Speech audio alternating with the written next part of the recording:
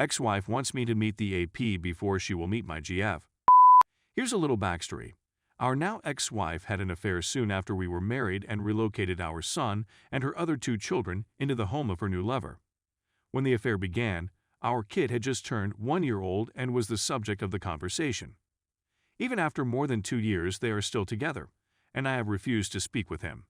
I included provisions in our divorce that prohibit either of us from introducing our kid to someone with whom we have not been in a relationship for at least 6 months. This was done in order to keep her from moving in with random males, as she had done in the previous years. As a last note, I said that we were given the option of meeting the individual before introducing them to our kid. In the last 8 months, I'd had a romantic relationship with this lady, and I've asked my ex if she would be interested in meeting her before I contemplate introducing her to our kid. She agreed, but she asked if we could all come together as a group, the 4 of us in Hawk. Having met him, I'm not comfortable with it. I've informed her about it many times. The fact that my son resides at this place 50% of the time doesn't help matters. She wants us to get along, but I simply can't bring myself to meet this man. Is it possible that I'm being ridiculous? Is it better for me to simply go ahead and meet him? Any suggestions would be much appreciated. Story 2. Wife cheated on me with a guy we played video games with. I, 29 male, just discovered that my wife, 27 female, cheated on me with this man we play video games with. To begin, here's some context. For nearly 6 months, my wife and I have been playing a role-playing game. We were interested in exploiting relationships in the game to our advantage after a few months, and we decided to keep the connections completely in character. For me, in-game interactions with other players never progressed beyond a little flirtation. When I spoke to them outside of the game, it was usually something along the lines of "What's up, man?" as if they were an old friend. Apparently, my wife's in-game romances did not last. Our marriage has been rough for the last 3 months. Because she was neglecting me, I stopped assisting around the home and retreated into my own little shell. If she was in the game, she'd be on a Discord call with other individuals who were playing the game or watching their Twitch feeds. This would happen in front of our children when we were spending time with them or eating supper. When she had to go to work at 6 a.m., she would stay up until 2-3 a.m. playing with this person. Then, since she was exhausted, she would sleep all day, leaving me to care for our 1-year-old. I never gave the late nights much attention, since I did it on occasion, as well because it's an engrossing game and time can get away from you.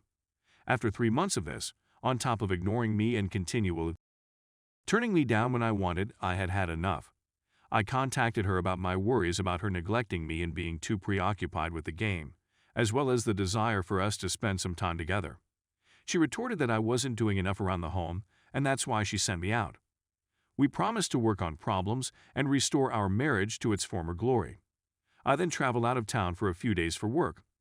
When I returned home from my business vacation, everything appeared better at first. We ultimately had, and that's when I realized something wasn't quite right. I checked her Discord DMS a few days later and saw messages from this man saying, "Good morning, darling," and I still haven't closed my Snapchat. I keep staring at this photo, and am digging for any indication she is unhappy with me. When I approach her about it, she insists that they are just friends and that the stunning compliment was meant for her gaming character. I then asked to check her Snapchat, and she questions why there is nothing there before ultimately agreeing to show me. They've been texting each other nudes, sweet things I've sent her previously, and messages like "I love you, darling." It turns out, I was enraged. I wanted to storm out of the room, but she begged me not to wake the kids. After a while, I finally paid attention to what she had to say. She said that she intended to leave me for a while and that the adultery was recent. I don't trust her since the dubious timestamps on her texts extend back 3 months. She said that after our final conversation, she ceased all contact with him since we had promised to sort things out. She subsequently informed me that she didn't stop talking to him until I caught up with her. If we were going to work things out, I had her block him on everything. Things went a lot better in a few days after she broke off all contact with him, or so I thought. We've both been incredibly pleased. We've been taking care of the home together, spending more time with the kids, being extremely lovey to one another, and that has been insane. It's been similar to when we initially began dating. Then a buddy messaged me on Discord to send me evidence that she was still talking to him.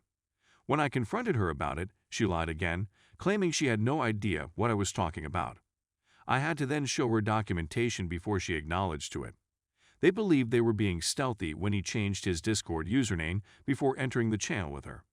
What he didn't do was disconnect his Twitch account from his Discord account, which is how I found out.